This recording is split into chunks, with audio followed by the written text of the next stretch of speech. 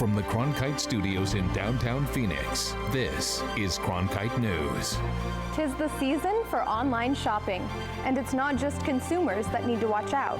What experts say businesses need to do to keep shoppers' information safe. Plus, the city of Yuma has one of the highest unemployment rates in the nation, but we'll show you why some say those numbers are misleading. And the results are in for the AZ merit test, and less than half of Arizona students received passing scores.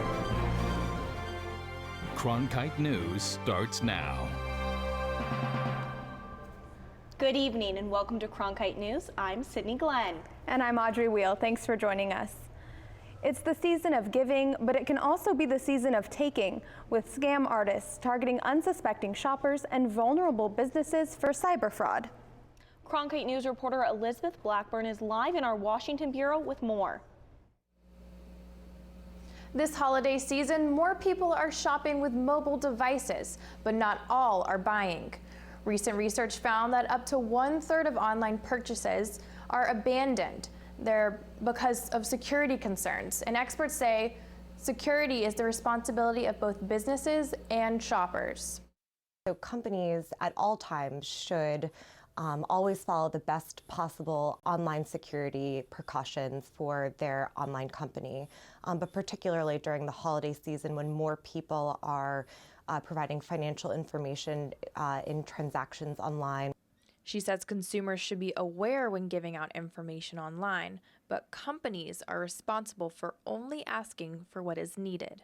That would include only collecting the types of information that are absolutely necessary for the transaction. So of course, you know, your shipping address, that's necessary, but your social security number, that's never necessary.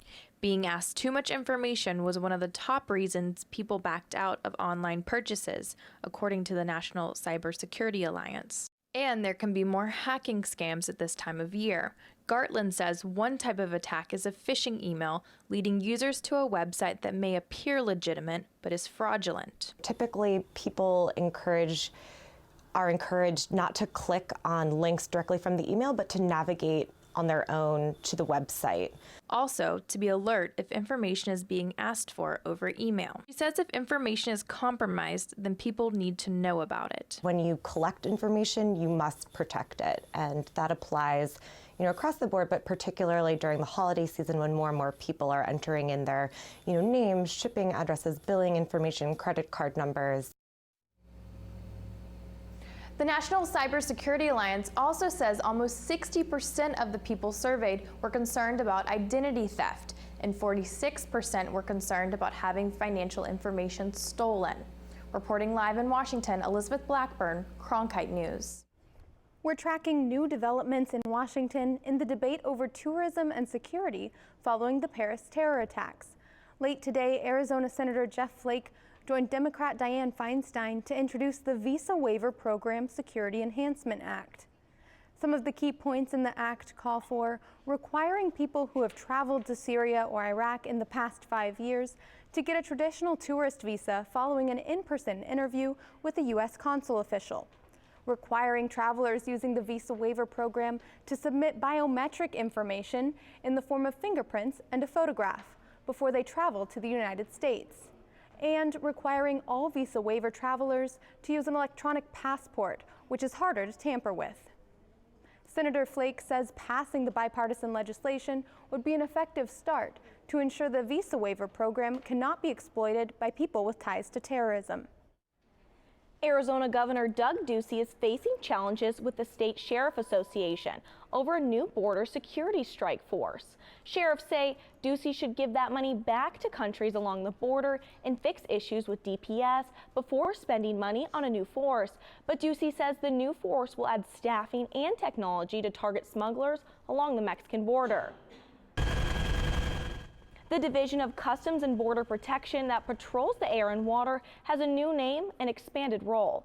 Now called Air and Marine Operations, the unit routinely flies over the southwest border in search of illegal activity. We are able to, number one, we get the bird's eye view, lack of a better way of saying that. Secondly, We have, on some of our aircraft, we have particular capability, for instance, long-range cameras, so I can be off at a distance and I can be watching or gathering video or photo evidence to support a case. The cases include drug and human smuggling attempts. The unit is now a standalone agency. Previously, Air and Marine Operations was part of the Border Patrol. One Arizona county has the dubious distinction of having the highest unemployment rate in the country. But Yuma says the U.S. Department of Labor doesn't have the whole story. Reporter Devin Conley traveled to America's Salad Bowl to see why hundreds of jobs are not being counted. We're really tired of talking about the unemployment number because it's not reflective of this community. Julia Engel, president of the Greater Yuma Economic Development Corp., has seen the statistics time and again. The U.S. Department of Labor recently released Yuma's unemployment rate, 26% for the month of September, making them one of the highest in the nation again in the last 6 months, a reputation Yuma is tired of having. There's lots of different statistics that you can look at that tell a very different story than that unemployment number. The study does not take into consideration agriculture employment, one of the sectors that Yuma thrives on. Agriculture is the #1 private sector. It's the biggest gross domestic product we have in Yuma County. According to a study by University of Arizona, agriculture accounted for $0.9 billion of Metro Yuma GDP, an industry that more than doubles its employment during peak season. A lot of the high unemployment rate is related to the seasonality of the work. We lay off at the end of our season, and then a lot of people are kind of bouncing back and forth between various areas, and then we get a lot of migration back and forth of people that are kind of following the industry. The Greater Yuma Economic Development Corp said workers migrate between bordering regions following the agriculture seasons. While they may be working in California or Mexico, they might still be collecting unemployment in Yuma. It's a flawed system the way it's tracked, and states don't talk to states, states don't talk to countries, and we border another state and we border a country. And so there's a lot of moving parts, and it makes it very hard to fall into the model that is, you know, working for the rest of the U.S. And they want to see a change. We have to change our story. We just do. We have to make the story about the statistics that tell the picture the way it actually is. With the winter crop season about to peak, they expect to see more people working and a decrease in the need for unemployment benefits. In Yuma, Devin Conley, Cronkite News. According to the University of Arizona study, Yuma County is in the top percentile of total agriculture sales for 2011. School and district AZ merit scores were released yesterday. The results aren't good, but that's what was expected. Only 40% of Arizona's third graders passed the English language arts portion of the AZ merit test, 42% passed the math portion, and the percentage of passing students only decreases the higher the grade level gets.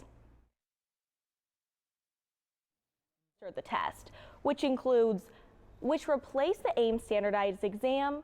For months, districts and education organizations have been warning parents that their child's scores might not look like what they expect because this test is actually tougher. We should be concerned because we need to make sure we do better, but we need to react in a positive way. We intentionally created a situation where we raised the bar and meant fewer people were going to pass, while also trying to provide more resources and provide guideposts so that they could get better and better and start crossing that bar. And that's certainly everybody's hope.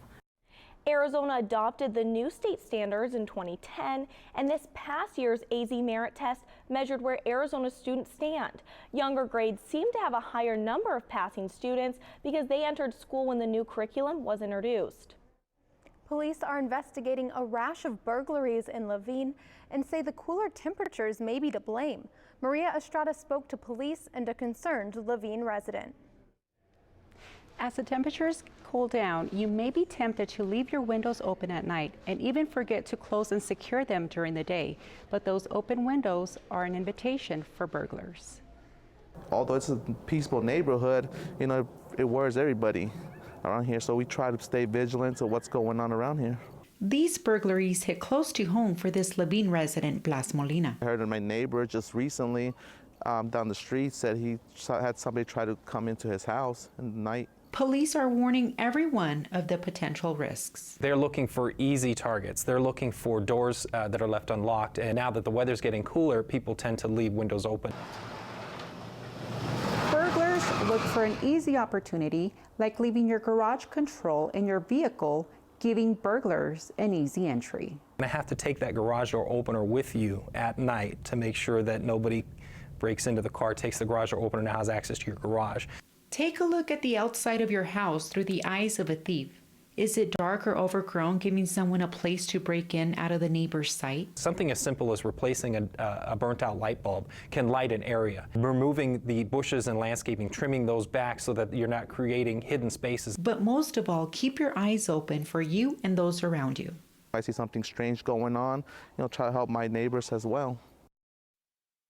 Burglars are criminals of opportunity and are always looking for an easy target. But by taking a few precautions, you can make your home less desirable to crooks. In the broadcast center, Maria Estrada, Cronkite News.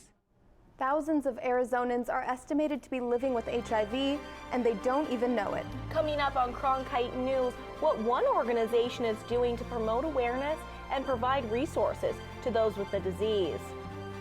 Plus, one Buddhist meditation center in Phoenix is using technology to connect with a spiritual leader halfway around the world.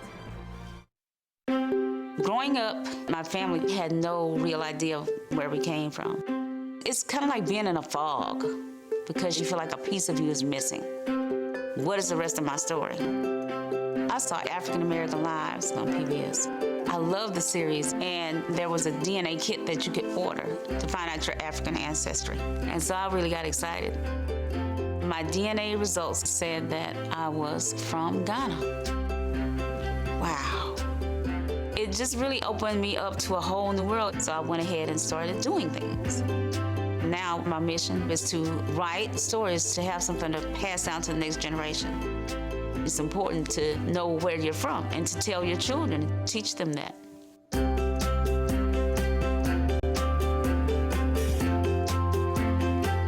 PBS helped me to go on a journey to discover who I was, and that journey will never end. Today is World AIDS Day, an opportunity to show support for people living with HIV and remember those who have died. Cronkite News reporter Ivan Rodriguez attended an event by the Aunt Rita's Foundation to promote public awareness of HIV and AIDS.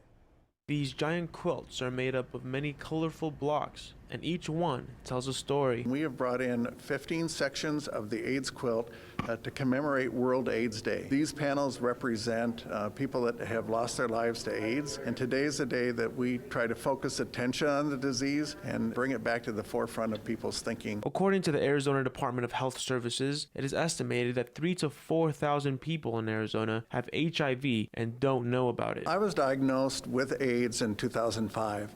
And it was following that diagnosis that I decided to get involved with Aunt Rita's Foundation and try to make a difference in other people's lives. It certainly was, too late for me to change my diagnosis, but if we could get people to get tested and to prevent HIV/AIDS and others, that's really what my goal was all about. And there are 700 new infections of HIV a year in Arizona. The most affected group is 18 to 24. Skip O'Neill is one of the original co-founders of the Aunt Rita's Foundation. He says he came across many people in Arizona in need of help who had nowhere else to go. I had a little boy that I took care of.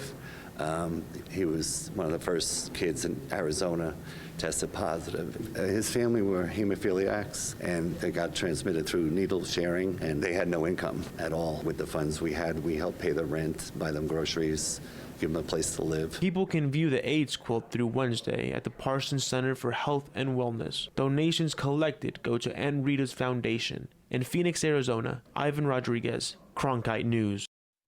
Families that are in need of help are advised to contact Aunt Rita's Foundation or go to hivaz.org to find out where you can be tested for HIV at little or no cost.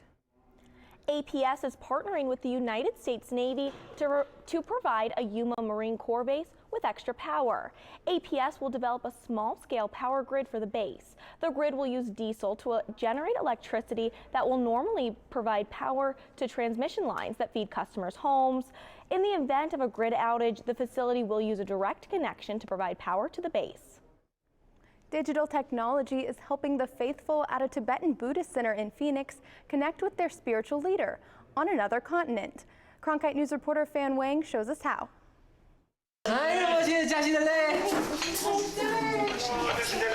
Using an iPad screen, disciples at the Turga Meditation Center of Phoenix greet their Tibetan Buddhist teacher, Yunge Mingyo Rinpoche. Hi. It was great. I mean, I think it was almost a little surreal. The revered Buddhist teacher recently returned from a 4-year retreat in the Himalaya mountains. He's back in India, home to the majority of Tibetans in exile. His return was an emotional moment, and the message spread quickly on Facebook and WeChat, a Chinese messaging app. I'm so happy because, we are always waiting for him to return. Lama Tevon Trinley is one of the 2 resident teachers sent to the U.S. by the spiritual leader. Originally from Tibet, he knew little English when he first landed in Arizona desert in 2007. I don't understand what they're talking, and I cannot tell them anything. Now he leads meditations and chantings at the center. Lama helps answer our questions regarding Dharma practice, and if we have problems in life, we would go to him for help as well. This center was founded in 2006 and is one of the 55 Turga meditation centers across the world that help keep the legacy of Tibetan Buddhism alive. Lama Trinley has been in Phoenix for 8 years and is now a U.S. citizen. No matter what citizenship is, I'm always a Tibetan. Lama Trinley is planning a trip to India this December to meet with Mingyo Rinpoche, and is also inviting Rinpoche to come visit the center in the near future. In Phoenix, Fan Wang, Cronkite News. A new trail system in Glendale is hoping to give residents another option to enjoy nature in the city. Coming up on Cronkite News, the new river trail system that plans to connect trails in Peoria and Glendale. And the Valley will host college football's national championship game in January. But from an economic standpoint, it's a different Arizona bowl game residents should get excited about. The easiest and best way to support Arizona PBS is by becoming a sustaining member.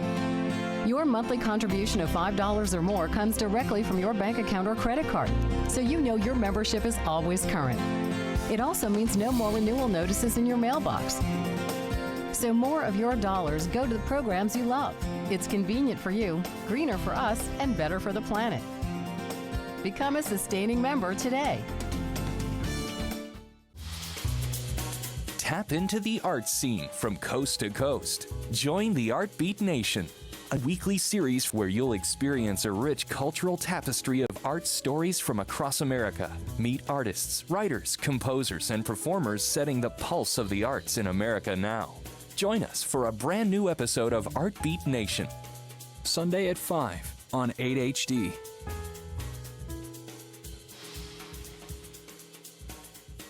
When you want to be more connected, friend us on Facebook, follow us on Twitter, watch us online.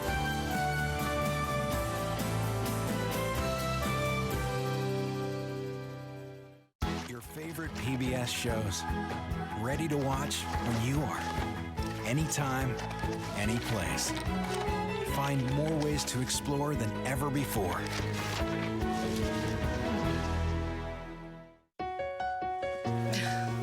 What are you doing? Possibilities. Your day is filled with them. Reach up, energy in the fingertips, collapse. TV, play Downton Abbey. And PBS helps everyone discover theirs.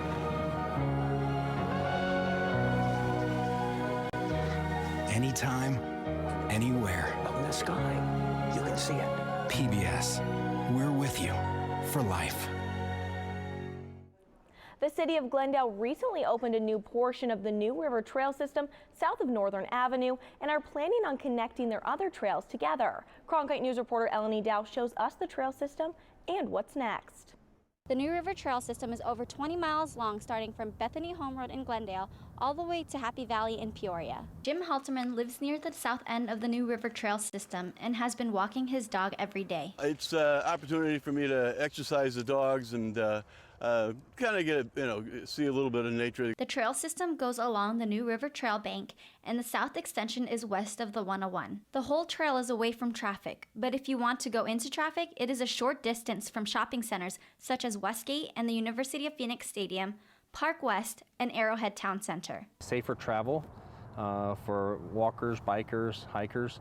You don't have to go into traffic. Everything's going underneath bridges. Along the trail, there are many trees and wildlife. Nice experience, and I'll come out on occasion and take advantage of sitting on the benches and watching the birds. We have Texas ebony trees, a lot of bougainvilleas, sage bushes, natural wildlife, anywhere from jackrabbits to javelina. The next step for the New River Trail system is connecting it to the Grand Canal Linear to make it easier for the public to get to the Westgate district without traffic. Connection between the two trails are only about a half-mile away. We want to link it all together so it's all one long system. Halterman appreciates the efforts Glendale is taking. I've always thought that it's a real positive thing for citizens to have some facilities like this. The construction to link the Grand Canal Linear to the New River Trail system starts later this year into early 2016. In Glendale, Eleni Dow, Cronkite News. The U.S. Forest Service is working to plug holes and bury waste at a southern Arizona mine after orange sludge appeared downstream last year. They're working to clean this mine up before any new mines can start operating in the area. The cleanup is expected to be finished by February. As the Valley gears up for the College Football Playoff National Championship game, economic leaders are pointing to a long-standing Valley tradition as a key moneymaker. The 45th annual Fiesta Bowl is just 1 month away. The Fiesta Bowl is Arizona's longest-running bowl game. It started back in 1971. In 2011, the Fiesta Bowl hosted the championship game and surrounding events that brought in nearly $357 million to the economy. In 2014, the Arizona Sports and Tourism Authority earned nearly $1.5 million from just tickets alone. And over the past 5 years, the Fiesta Bowl reported donating more than $6 million to local nonprofits. We're in the $1 billion plus range of economic impact over the life of the Fiesta Bowl. And then in the internal side of that, also the short term, we're able to take the income that's coming in from the events, give that back to the community in forms of a nonprofit. We're giving back $1.5 million this year. Those are the things that keep adding on. The Fiesta Bowl will host the 2017 College Football Playoff and is in the rotation to host it again every 3 years. It's a sport that's putting more Arizonans on ice. Coming up on Cronkite News, why kids are flocking to the rink and boosting the popularity of hockey valley-wide.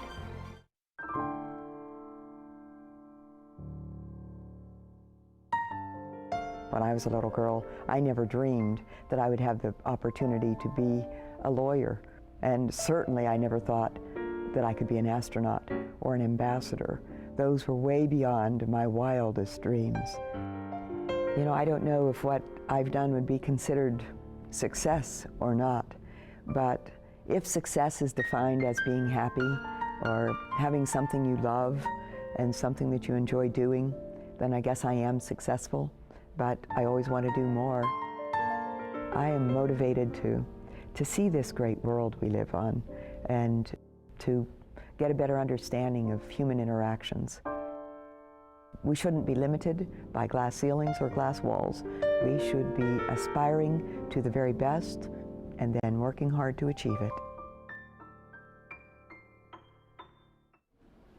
USA Hockey, the national governing body for youth hockey in America, released its annual report for the 2014-2015 season and revealed that Arizona is the fastest growing state for ice hockey participation. Cronkite News reporter Rebecca Wynn found out what factors may be leading to the growing interest in the sport. Last 2 years, the state has seen the biggest growth in the nation among states that actually have a NHL team, and it's about third in total. According to USA Hockey, youth hockey in Arizona has grown nearly 180% since 2010. One reason for the large increase is attributed to the Arizona Coyotes actively trying to introduce the sport to youth in the Valley. We go out to schools and we take over PE classes for a day and we teach them street hockey. The more and more we've been doing this, we saw 32,000 kids last year doing that program. And a lot of kids are starting to understand the sport more. They're starting to know who the Coyotes are. For the first time in Arizona history, a Valley resident is expected to be the #1 overall draft pick in any of the 4 major professional sports. Scottsdale's Austin Matthews is projected to be the #1 pick in this upcoming NHL draft. Matthews is just another example of how far the sport has come in the state. It's big for us. I got a boy that plays, and I got some friends that have kids that play, and their kids are enjoying it. And obviously Austin Matthews, as being a product of the Valley, it's big for him to be getting drafted high, and it's always exciting. The number that we have seen in 2 years of growth since ownership has been locked down here is we went from less than 5,000 kids, I think 4,300 kids, somewhere around there, registered in 2 years ago, to 5,200 the following year, to 7,200 this year. The Arizona Coyotes continue to partner with the 5 ice rinks around the Valley to provide free equipment and lessons to introduce both ice and street hockey to youth and adults. In Phoenix, Rebecca Wynn, Cronkite News. Is proud to be the news division of Arizona PBS. Here's what's next on Arizona Horizon and PBS NewsHour. Coming up after Cronkite News, it's Arizona Horizon. Ann Romney, wife of former presidential candidate Mitt Romney, will talk about her new book, which focuses on her experiences living with multiple sclerosis. Ann Romney, next. I'm Gwen Eiffel on the next NewsHour, our week-long look at Nigeria's pain and promise. It focuses on the recent economic boom. That's Tuesday on the PBS NewsHour. That's it for Cronkite News tonight. Thanks for joining us. For top Arizona stories anytime, go to cronkitenews.azpbs.org.